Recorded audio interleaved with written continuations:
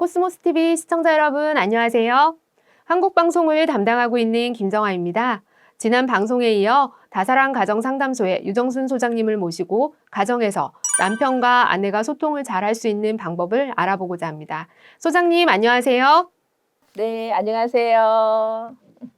소장님, 지난주에는 남녀의 뇌 차이에 대해서 알아봤고요. 남성의 뇌는 해결지향적이고 여성의 뇌는 관계지향적인 뇌를 가지고 있다고 말씀하셨습니다. 지난주의 내용을 다시 한번 간단히 설명해 주세요. 네, 지난주에는 남녀는 뇌가 차이가 있다. 일반적으로 남자들은 해결지향적이고 여성들은 관계지향적이라고 했잖아요. 네, 그리고 여성들이 일반적으로 말을 더 많이 하는 경향이 있고 남성들은 말수가 더 적다. 이런 얘기를 했었어요. 자, 그런 얘기를 하다 보니까 어떤 분들이 이런 얘기를 합니다. 아닌데요. 저희 집은 우리 남편이 훨씬 더 말이 많은데요. 이런 얘기를 하거든요. 맞습니다. 우리가 모든 사람들이 남자, 여자 이렇게 구분을 할 때는 100%를 두고 말하는 게 아니에요. 일반적으로 제가 남녀의 차이 이렇게 말할 때는 약 85%를 기준으로 말을 합니다. 뇌과학자들의 연구에 의하면은 약 15% 정도는 남자이지만 여성의 뇌를 쓰는 사람이 있고요. 여성이지만 남성의 뇌를 쓰는 사람이 약 15% 있는 것으로 밝혀졌습니다. 네, 소장님. 남성들은 여성들의 많은 언어들을 듣고 있기 어려울 것 같아요. 그러면 어떻게 하면 우리가 좀 더 대화를 잘 할 수 있을까요? 네, 맞습니다. 남자들은 우리가 여자들이 얘기하려고 그러면 어때요? 얘기를 꺼내기도 전에. 그래서 결론이 뭐야? 이렇게 말할 경우가 굉장히 많죠. 그럴 때 우리 여자들은 큰 상처를 입는답니다. 여자들은 관계지향적인 성향 때문에 대화 자체가 사랑이에요. 그리고 내 이야기를 잘 들어주는 사람이 바로 나를 사랑하는 사람이라고 느끼는데 이야기를 시작도 않게 하기 전에 결론이 뭐야? 라고 하면은 내가 딱 거절당한 느낌이 들거든요. 그래서 그런 사람을 존중하고 사랑하기는 쉽지가 않습니다. 그러면 남자들은 어떻게 이 여성들의 얘기를 들어야 될까요? 그럴 때 바로 우리 남편들은 첫 번째로 아내의 이야기를 잘 들어준다. 어떻게? 공감하면서. 아, 그래? 그랬구나. 오, 그랬어? 이런 식으로 공감을 먼저 해줘야 돼요. 두 번째로. 그런데 계속 공감하고 있으면 여성들이 어떻게 돼요? 계속 이야기하는 거예요. 그러다 보니까 남편들이 너무 힘들어요. 그리고 또 막 대화가 삼천포로 빠집니다. 그랬을 때 요약해줘야 돼. 두 번째로 뭘 해준다? 요약. 아, 당신이 오늘 백화점에 갔다는 얘기구나. 거기서 초등학교 친구를 우연히 만났다는 얘기구나. 그래서 같이 점심을 먹었다는 얘기구나. 중간중간 요약해주는 게 매우 중요합니다. 그 다음에 마지막으로는 뭔가 잘못을 지적할 때는 그것을 인정해주는 게 중요해요. 아내가 전부 다 이게 잘못했다고 하는 게 아니라 당신 이런 거 좀 고쳤으면 좋겠어. 이렇게 말했을 때는 무조건 아, 그래? 당신 얘기 듣고 보니까 그 말도 맞네. 내가 그걸 고치도록 노력할게. 이렇게 해서 마지막으로 약속까지 해주면 최고로 퍼펙트한 최고로 멋진 남편이 되는 겁니다. 네, 그렇군요. 소장님, 제가 다시 한번 요약하면 공감, 요약, 약속 이 세 가지만 잘 지키면 되겠네요. 그렇다면 이번 주는 지난주에 이어서 어떤 내용으로 말씀해 주실지 궁금합니다. 네, 오늘은 우리가 관계 쿠션 언어 배우기라는 것으로 좀 얘기를 나눠보려고 합니다. 관계의 쿠션 언어라는 건 굉장히 생소한 단어인데요. 어떤 내용인지 정말 궁금합니다. 네, 그렇죠. 이건 제가 이제 만드는 그런 언어기 때문에 좀 생소할 거예요.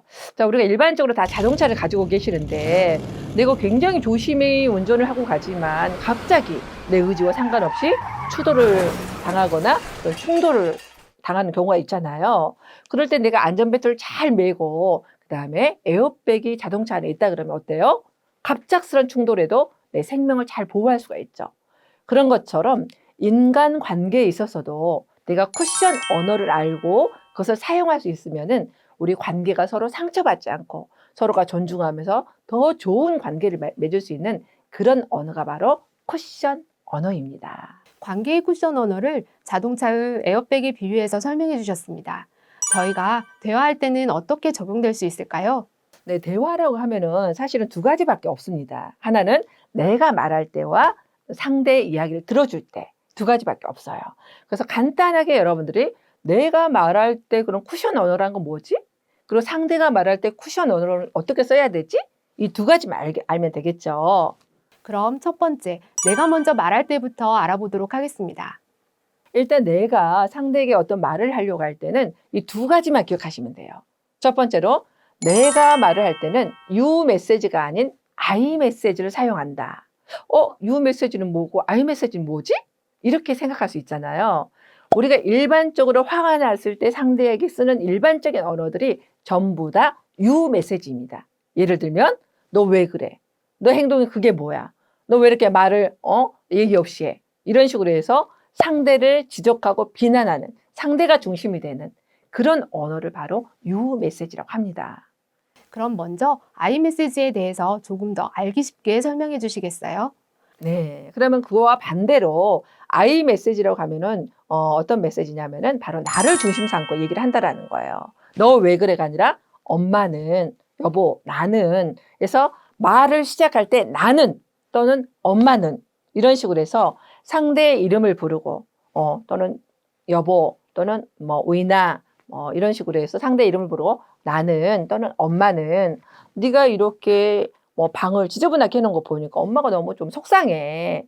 그래서 오늘은 좀 시간을 내서 네가 방을 좀 정리해 줬으면 좋겠는데 네 생각은 어때? 바로 핵심이 이거예요. 나는 엄마는 네 방이 어지러져 있는 거 보니까 굉장히 정신이 사납고 굉장히 좀 감정적으로도 좀 속상한데 오늘 네가 괜찮으면 방을 좀 정리해 줬으면 좋겠는데 이건 누구 생각이에요? 내 생각이야, 내 생각. 그랬으면 좋겠는데 네 생각은 어때?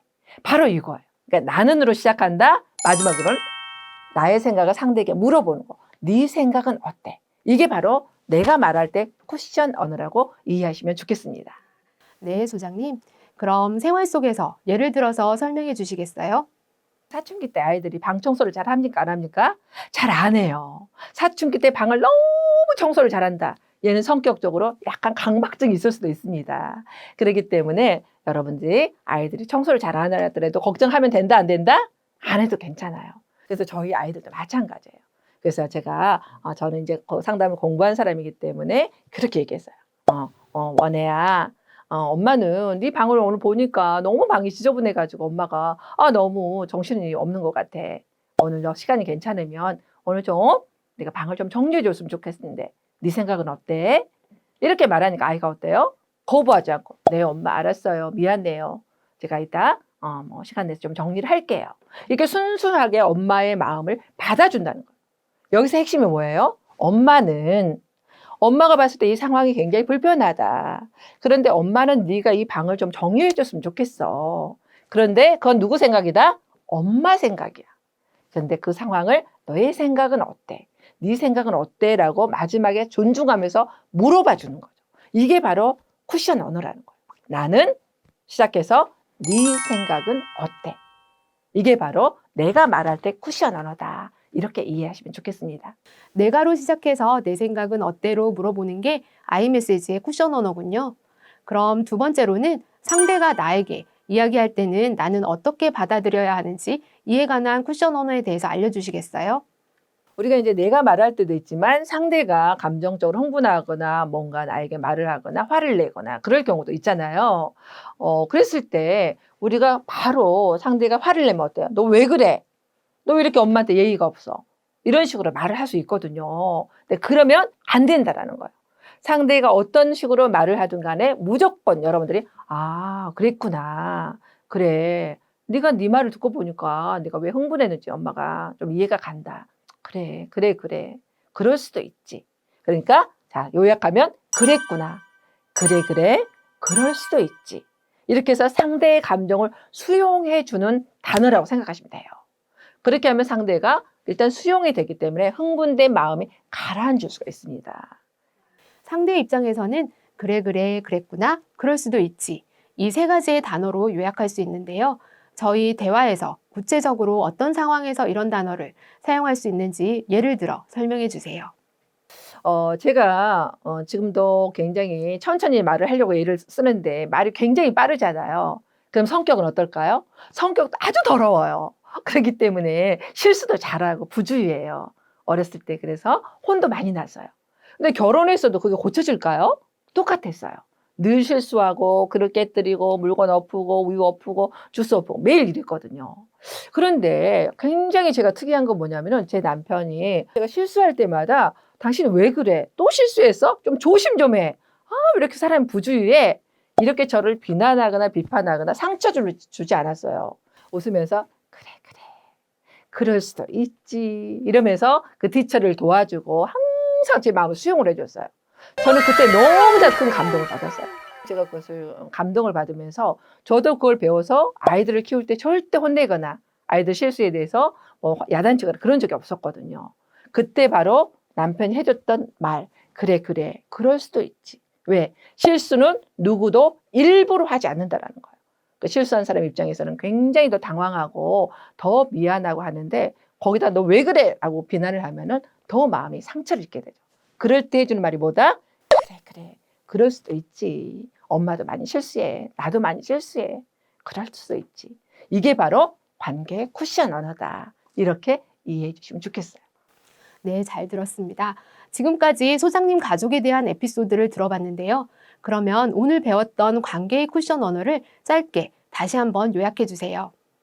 네, 이제 오늘은 관계의 쿠션 언어에 대해서 배워봤는데 대화는 내가 할 때와 상대가 할 때 두 가지밖에 없다. 그래서 내가 할 때는 항상 나는으로 시작한다. 그리고 내 생각을 이야기하고 내 감정을 얘기한 다음에 항상 상대에게 공을 던져주라는 거예요. 네 생각은 어때? 너는 어떻게 생각하니? 네 생각은 어때? 이렇게 상대를 존중하면서 내 의사를 전달하면은 상대는 별 거부감 없이 이걸 잘 받아들인다는 거예요. 그래서 서로 상처나지 않고 서로의 소통을 잘 할 수 있다. 이렇게 이해하시면 좋겠습니다. 그리고 상대가 이렇게 화가 나거나 나에게 말을 할 때는 바로 반박하지 말아라. 무조건 어떻게? 아, 그랬구나. 아, 당신 생각이 그랬구나. 아, 네 생각이 그랬구나. 그래, 그럴 수도 있지. 그래, 네 말을 듣고 보니까 엄마가 이해가 가네. 이래서 그 상대방의 생각과 감정을 먼저 무조건 존중해 주라는 거예요. 그런 다음에 궁금한 거 뭘 해라? 질문을 해줘라. 아셨죠? 좀 이해가 가시나요? 네, 감사합니다, 소장님. 오늘은 내가로 시작해서 내 생각은 어때? 라고 질문하는 것. 그리고 상대가 이야기할 때는 그래, 그래, 그랬구나. 그럴 수도 있지. 라고 하는 쿠션 언어를 사용하는 방법을 배웠습니다. 소장님, 오늘도 감사드리고요. 코스모스 구독자 여러분들께 인사하시면서 마지막으로 당부하고 싶은 이야기가 있으면 부탁드립니다. 네, 여러분. 우리가 아무리 많은 것을 배워도 그게 내 행동까지 가지 않는 것은 우리가 안다고 할 수가 없죠. 근데 공부 잘하는 사람의 비밀이 뭘까요? 반복 학습이에요. 그래서 여러분들이 잘 모르겠으면 계속 반복하면서 이것을 보면서 다시 여러분들이 성장을 해가면은 굉장히 가족 관계가 좋아지고 싸울 일이 없어질 거라는 것을 저는 확신합니다. 여러분 다음 주에 또 만나요. 감사합니다. 네, 소장님 감사합니다. 오늘은 소장님과 함께 관계의 쿠션 언어에 대해서 배워보았습니다. 여러분 일상 속에서도 실천하는 한 주가 되시길 바라고요. 다음에 또 만나 뵙겠습니다. 구독과 좋아요 눌러주세요. 감사합니다.